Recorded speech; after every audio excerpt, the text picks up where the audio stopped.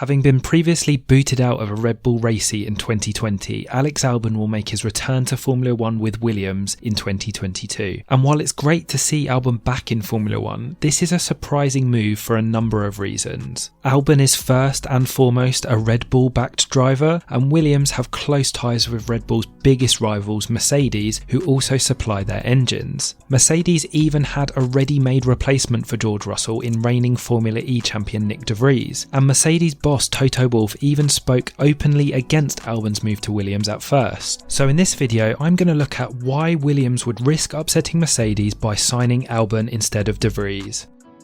The main reason that Williams have given for this decision is that Albon is more experienced in Formula 1 than de Vries. De Vries might be a year older, but Albon has been racing in and around Formula 1 for much longer. Albon spent 2 years in race seats with Toro Rosso and then Red Bull, and has been consistently praised for his work in helping Red Bull's title challenge in 2021 with his work behind the scenes. And it's something that both Christian Horner and Williams boss Joss Capito have spoken about when the move was announced. Horner has given Albon a lot of credit for his hard work in helping Red Bull develop their car in the 2021 season, but he also spoke about wanting his driver back in a race seat, while Capito openly referenced that Albon has more experience than de Vries, making him a preferential candidate for their seat for 2022. Williams are still in recovery mode, working their way back up the grid after years of being uncompetitive, and Albon has shown how much of a team player he is at Red Bull and how his feedback can help them develop the car. De Vries, on the other hand, doesn't have that same experience. He spent a large portion of his career in the McLaren Junior program and has been successful in junior categories and Formula E, but he is an unknown quantity in F1, whereas Williams need a reliable figure to help them continue their progress up the grid. And let's not forget that there are big shoes to fill in that seat at Williams. As well as giant killing performances on the track, George Russell has been an instrumental figure in Williams' recovery with his off-track attitude, and I think Williams would have seen a lot of similarities here between Russell and Albon. Both of them are likeable characters, hard-working off the track who come with little drama, and this is an important trait for any team that is looking to work its way back up the grid. Williams seem to be taking a similar approach to McLaren, who have turned a previously negative environment into a more positive one in the garage, which has then translated to better performances on the track. It's also quite a good feel-good story that these two drivers are such good friends, with Russell often supportive of Albon when he was struggling at Red Bull. Albon has even described Russell as being too supportive, so it's unlikely that Russell's opinion held too much sway in Williams' final decision to pick Albon over de Vries.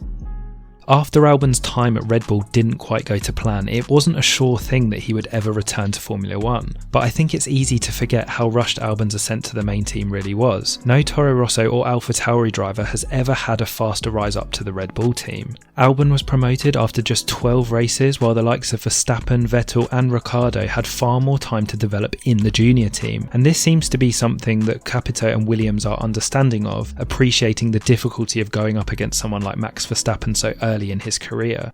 We've also seen how difficult it can be in that second Red Bull seat. Both Sergio Perez and Pierre Gasly have underwhelmed for Red Bull, but then proven themselves to be class acts elsewhere. It also makes a lot of sense for Red Bull to want to place Albon at Williams. They've seen how Williams have nurtured George Russell and turned him into a driver that's capable of racing for Mercedes alongside Lewis Hamilton next season. This seems to be a good fit all round, with Red Bull placing their driver with a team they know can help him develop, and Albon getting a second chance at Formula 1 where there'll be less pressure like he had at Red Bull alongside Verstappen. The only person, of course, this doesn't really work out for is Nyck de Vries. For de Vries, the wait for a chance in Formula 1 goes on. He previously looked set for a seat at McLaren, having been part of their young driver program for much of his young career, but he missed out when Zak Brown came into the team with his junior driver Lando Norris. This year seemed to be de Vries' best chance yet, with openings at both Williams and Alfa Romeo, but it looks likely that he'll miss out again and have to look outside of Formula 1 for a drive. It's a shame for a driver that's proven he's quick in both F2 and Formula E, but it's the harsh reality that there are only 20 seats available on the grid. Both Capito and Wolff spoke about how de Vries deserves a seat in F1, but his chances seem to be slipping away and he's not getting any younger.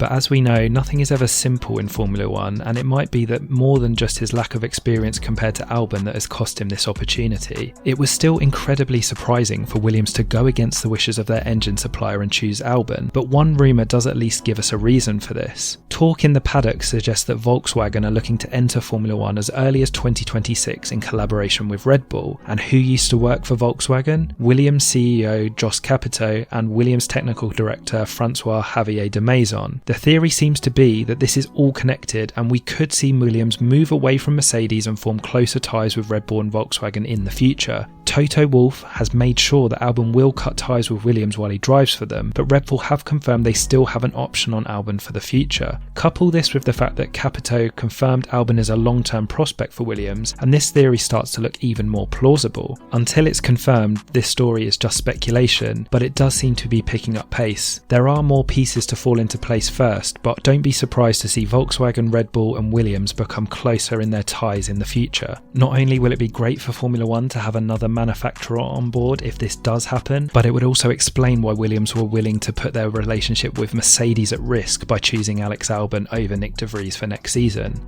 For Alex Albon, this is going to be a golden opportunity to re-establish himself in Formula One outside of the Red Bull bubble. He has the same opportunity as Russell to lead the team and help them move further up the grid. And with the new rules for 2022 being a complete reset, it shouldn't take Albon too long to get up to speed with the new team. We'll also be hoping that Williams have made a big step forward with these rule changes, and looking at how they've competitively improved in recent seasons, that doesn't seem like too much of a stretch. And who knows, after a successful time at Williams, could the door at Red Bull even be open to him in the future?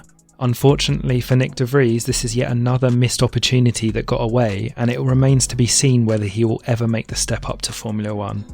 Let me know what you think of Alex Albon's move to Williams in the comments, and if you like this video, please like and subscribe for more content just like this. We're a new channel and we aim to produce new videos on Formula One every week.